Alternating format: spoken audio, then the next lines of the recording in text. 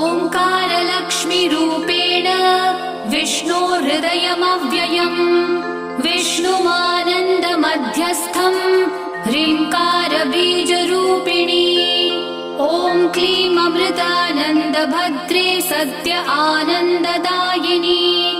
ॐ श्रीं दैत्यभक्षरदां शक्तिमालिनि शत्रुमर्दिनी तेजःप्रकाशिनी देवी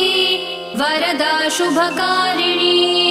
ब्राह्मी च वैष्णवी भद्रा कालिका रक्तशाम्भवी आकार ब्रह्मरूपेण ओङ्कारं विष्णुमव्ययम् सिद्धिलक्ष्मी परालक्ष्मी लक्ष्म्यलक्ष्मी नमोऽस्तु ते